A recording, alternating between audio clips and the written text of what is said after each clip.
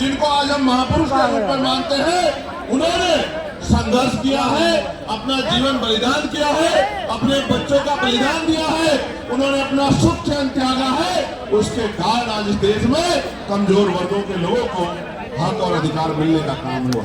प्यारे साथियों, मैं आज उदाहरण देके बताऊंगा, जो भी डिबेट करना चाहता है, मैं चैलेंज करके कहता हूं, जिस भी पार्टी के राष्ट्रीय अध्यक्ष में हिम्मत हो, वो आजाद समाज पार्टी के राष्ट्रीय अध्यक्ष से डिबेट करें। मैं सामान्य डिबेट में इसलिए नहीं जाता क्योंकि आजकल चैनलों पर डिबेट का अस्त्र खत्म हो गया है। अपने स्वाभिमान सम्मान की रक्षा स्वयं करनी है, वहाँ कोई भी आके बैठ जाता है और कुछ भी कहने लग जाता है।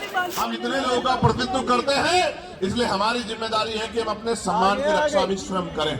इसलिए मैं चैलेंज करता हूं कि जिनका भी प्रतिनिधित्व लोकसभा में है, उस पार्टी का कोई भी राष्ट्रीय अध्यक्ष यूजीसी के विषय पे हमसे डिबेट करे, और जो कमजोर वर्गों के विषय पर डिबेट करे, मुसलमानों के विषय पर डिबेट करे, ईसाइयों के विषय पर डिबेट करे, सिखों के विषय में डिबेट करे, बौद्धिस्टों के विषय में डिबेट करे, कर्मचारियों के विषय में डिबेट करे, किसानों के विषय में डिबेट करे, दलितों पिछड़ों के हक अधिकारों के विषय में डिबेट करे, तो हम उनको जवाब देके बताएंगे कि हम जमीन से आए हैं, किसी नेता के पोते बेटे पोती बेटी नहीं है। हमें जमीन का पता है कि आज हालात क्या है और लंबे समय से हालात क्या है।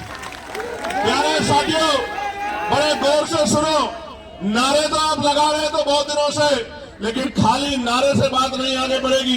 प्यारे साथियों, मैं जानता हूं शिक्षा के दरवाजे किसी और ने नहीं खोले। अगर राष्ट्रपिता ज्योतिबा फूले प्रयास नहीं करते तो आज हमारे तन पे ये कपड़े नहीं आते। अगर शिक्षा में सबसे बड़ा योगदान किसने दिया है तो राष्ट्रपिता ज्योतिबा फूले ने दिया, मां सावित्रीबाई फूले ने दिया, मां फातिमा शेख ने दिया। प्यारे साथियों, इस देश में जिस आरक्षण को रोज बुरा भला कहा जाता है, हालांकि किसी की हैसियत नहीं है बुरा भला कहने की, क्योंकि जब आप ये कहते हैं, जब आप एक उंगली किसी की तरफ उठाते तो 4 उंगली आपकी तरफ भी जाती है, 3 उंगली एक अंगूठे का रुख भी आपकी तरफ होता है, जो आपको ये बताता है कि एक बार अपने गिरबान में भी झांकिए। जो लोग 10% आर्थिक आधार पर आरक्षण लेते हैं, संविधान के विरोध में जो आया है, वो भी आरक्षण पे सवाल खड़ा कर सकते हैं। किस आधार पे? किस आधार पे?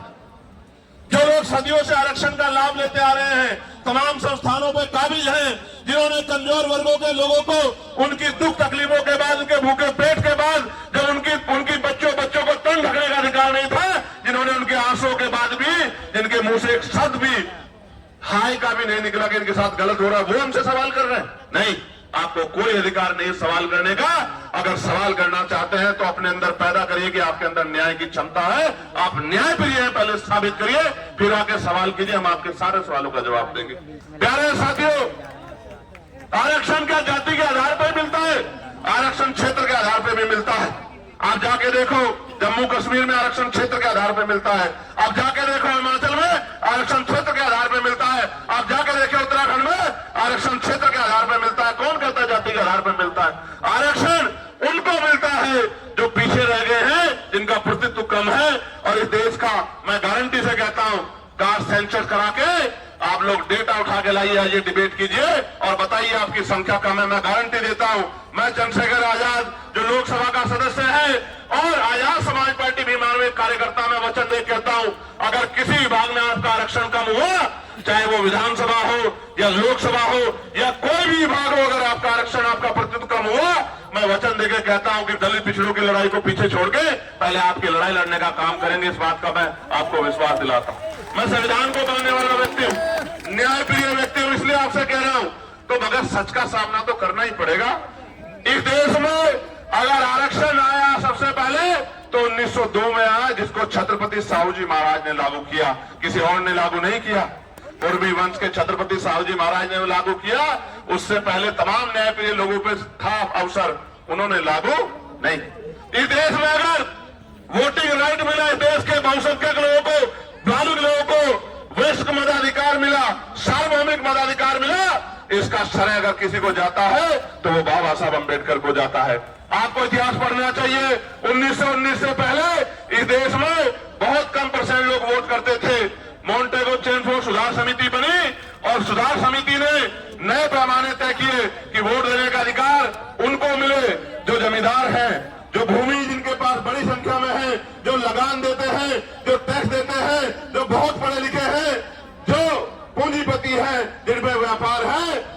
आप इतिहास उठा के देखो, जिन्होंने आंख ही या जिनको अपने अधिकारों का पता ही संविधान के आने के बाद लगा है, उनकी संख्या कितनी रही होगी, आप इस बात को महसूस करके देखें। तो इसलिए मैं कह रहा हूं कि कुछ भी मांगने से नहीं मिला है। भारत ऐसा देश है जहां बाबा साहब अम्बेडकर ने जिस तरह आज अभी इकट्ठा हुए बहिष्कार धिक्कारणी महासभा के बैनर तले ज्ञापन दिया, उस ज्ञापन के बाद साइमन कमीशन भारत आया, और साइमन कमीशन जब भारत आया, उनकी रिपोर्टों के आधार पर गोलमेज कॉन्फ्रेंस हुई, और तीनों गोलमेज कॉन्फ्रेंस के बाद बाबा साहब अम्बेडकर ने यह सुनिश्चित करवाया कि कमजोर वर्गों के लोगों को भी वोट का अधिकार मिलना चाहिए।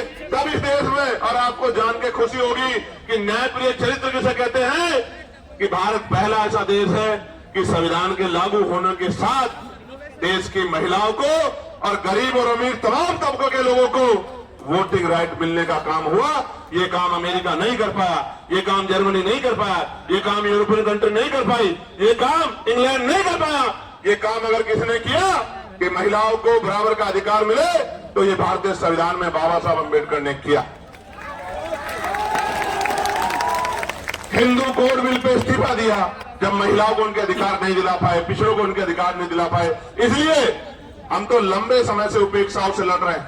मैं बात आपको क्यों बता रहा हूं, जब हम चारों तरफ देखते हैं तो माननीय रामसु वर्मा दिखाई देते हैं, संत राम बी प्रजापति दिखाई देते हैं, मान्यवर काशीराम साहब दिखाई देते हैं, मान्यवर दीननाथ वाल्मीकि साहब दिखाई देते हैं। जब हम चारों तरफ देखते हैं, संत गाडगे जी महाराज दिखाई देते हैं, नारायण गुरु दिखाई देते हैं। जब हम चारों तरफ देखते हैं, बाबू शिवदयाल चौरसिया दिखाई देते हैं, परमानंद लोधी जी दिखाई देते हैं, अवंतिका बाई लोधी जी दिखाई देती है, जलकारी बाई दिखाई देती है, तमाम हमारे महापुरुष और वीरांगनाएं दिखाई देती। ये सब कौन है? इन्होंने हमारी बस्ती में जन्म नहीं लिया, इन्होंने हमारे जिले में जन्म नहीं लिया, इन्होंने हमारे प्रदेश में जन्म नहीं लिया, मगर हम अपने मां बाप से ज्यादा इनका सम्मान करते हैं और इनके सम्मान पे खून की बूंद बूंद लगा सकते हैं। उसका कारण क्या है आप जानिए।